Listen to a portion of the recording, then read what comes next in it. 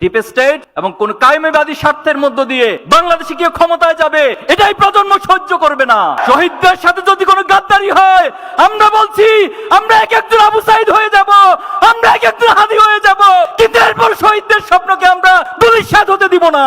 সাবধান হয়ে যান। এই রাষ্ট্রের যে আকাঙ্ক্ষা, সে আকাঙ্ক্ষিত রাষ্ট্রকে বাস্তবায়ন করুন, তাহলে আমরা আপনাদেরকে সহযোগিতা করব। আর তার বিপরীত হলে অবশ্যই আমরা এই প্রজন্ম হাসিনাকে যেভাবে করে পতন করেছি, তার চেয়ে ভয়াবহ লেভেলে আপনাদের পতন হবে বলে রাখলাম। আমাদেরকে মৃত্যু নিয়ে, আমাদেরকে গুলি করা নিয়ে কেউ ভয় দেখাবেন না।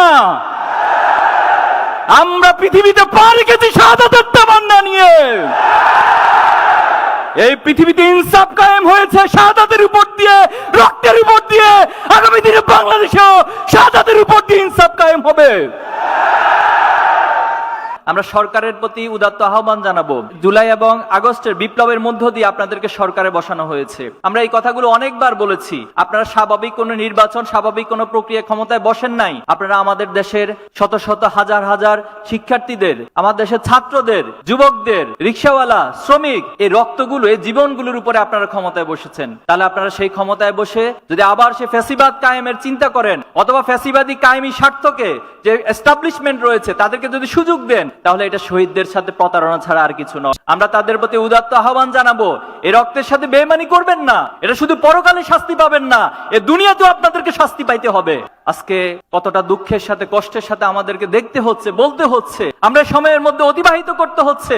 আমাদের জুলাই আন্দোলনের অন্যতম সহযোদ্ধা শহীদ শরীফ ওসমান বিন হাদিকে নির্মমভাবে হত্যা করা হয়েছে। এটা কিভাবে সম্ভব? এবং হত্যা করার পর আমরা জেনেছি ওনাকে গুলি করা হয়েছে 2টায়, অথচ বাংলাদেশের যে সীমান্তগুলো রয়েছে সেখানে নিউজ গিয়েছে সন্ধ্যা 7টার পর যে আপনারা পাড়ি বসান, চেকপোস্ট বসান। এ কেমন আচরণ করেছেন আপনি? তারা কিভাবে করে বাংলাদেশের বর্ডার পার হয়? তাহলে বাংলাদেশের বর্ডার পার হয়ে যে রাষ্ট্রে যাচ্ছে তাদেরকে কারা আশ্রয় দিচ্ছে?